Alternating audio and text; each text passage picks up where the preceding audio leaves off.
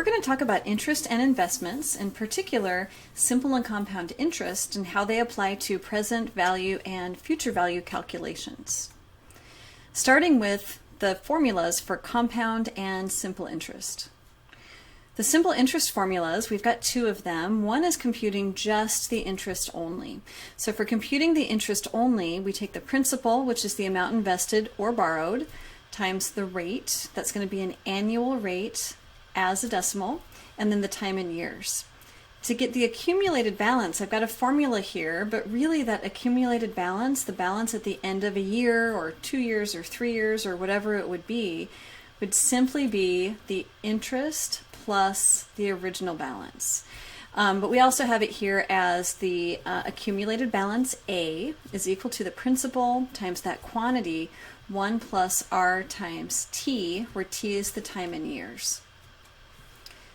For the compound interest formulas, you'll notice that these are defined as exponential functions. They are exponential growth formulas. The first one is for n compoundings per year. If it was monthly, n would be 12. If it was quarterly, n would be 4, and so on. We also have a formula for continuously compounding. Now, continuously compounding is not a common interest type. However, it's very common when it comes to any kind of organic growth or decay. In both of these formulas, P represents the principal or the amount borrowed. Maybe it's the amount that's initially invested. R is the annual interest rate as a decimal. N is the number of compoundings per year, and T is the time in years. Notice in the formula for n compoundings per year, we take that annual interest rate and divide it by n. So you're really not getting 10% every month, but you're getting a fraction of that each month. And you'll see that play out as we go through some examples. So let's go ahead and do some computations for future values. A future value is the amount in your account if you're doing an investment, or the amount of your loan after the loan term. Let's do simple interest first. Let's say that we borrow $5,000 at 8% simple annual interest. How much do you owe after? The first example I have here is 1 year. To figure out the interest, we take the principal borrowed times that rate as a decimal, 0.08, times 1 year. We get $400 in interest. To get the balance, which is how much we owe, I just took the amount borrowed, $5,000, and added the $400. Now let's do 9 months. Really similar. I've got 5,000 times 0.08, but this time the time in years is a fraction of a year. 9 months divided by the 12 months in 1 year. So I multiply that by 9/12 for the time in years. I get $300 interest after 9 months. Adding that to my principal gives me $5,300. For 18 months, we also multiply our principal and our rate times a fraction. This time it's 18 months divided by 12. If you were to just divide this in your calculator, it would turn out to be 1.5 years. So you could also multiply this by 1.5. The interest that we get is $600 after these 18 months. Adding that to the principal gives me my balance, or the amount owed, of $5,600. Next, let's apply this to compounding interest. In this example, we've invested this time $5,000 at 8% APR for 10 years. Compounding is indicated. We're going to determine the accumulated balance. Accumulated balance is also future value. Same thing. Let's do compounded weekly first. There are 52 weeks in a year, so we get this. Our accumulated balance is going to be our principal of 5,000 times the quantity 1 plus 0.08, that's my annual percentage rate as a decimal, divided by 52. I'm getting just a fraction of that interest rate each week. So 0.08 divided by 52. The power is n times t, which this time is 52 times 10. We end up with a balance, or a future value, of $11,120.87. For compounding continuously, I'm going to use the other formula. $5,000 times that natural base E. E is 2.718, and it continues on infinitely. So I get 5,000 times the natural base E, and my power is 0.08 times 10. We get just a little bit more, 11,127 and 70 cents. We can also figure out the annual percentage yield for compounding interest. The annual percentage yield would be the percentage that you get, the interest rate that you get over the course of a year. It would be like converting this compounding interest to simple annual interest. To do that, I just take the interest portion out of my formula. I've got the formula here, the APY, which is also the effective rate. I think that's a really good term for it as well.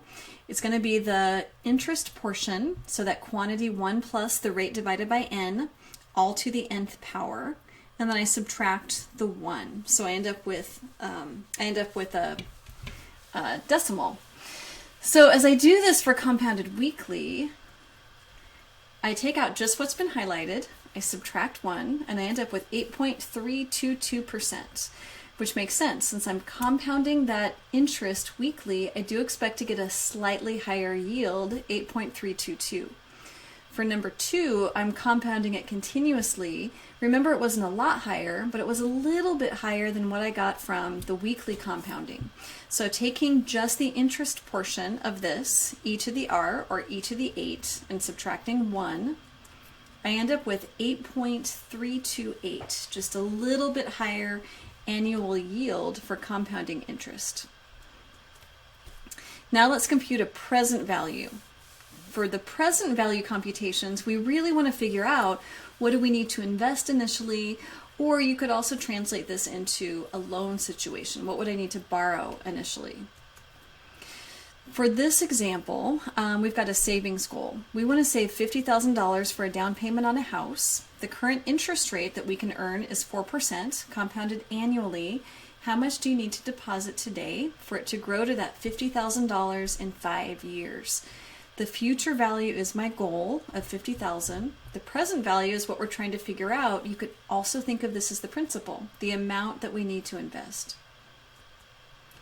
As I'm figuring this one out, I put everything I know into the compound interest formula. So 50,000 equals the principal, which I don't know. You could call this present value as well, times the quantity, 1 plus 0.04 divided by 1. We can just skip the divided by 1, all to the n times t, annual compounding, which means we're just actually multiplying it, or I'm sorry, you should take it to the exponent of 5. Next step, I want to isolate P. So to do that, I take the 50,000 and I divide by the quantity 1 plus 0.04 to the 5th power. Put this into my calculator and we come up with that present value, what we need to invest initially, of $41,096.36. We can also compute this using an online financial calculator. The financial calculator that I used here was at calculator.net. You can find lots and lots of these financial calculators online.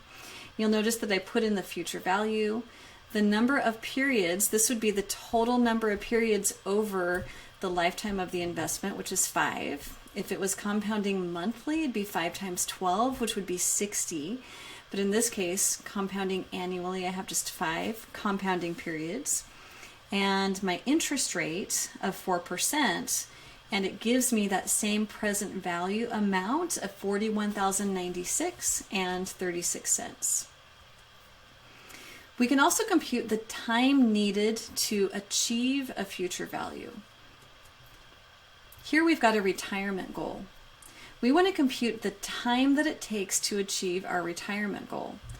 Let's say that we get an inheritance of $80,000. How long will it take to grow to $750,000? We're going to use an average interest rate of 8% with quarterly compounding.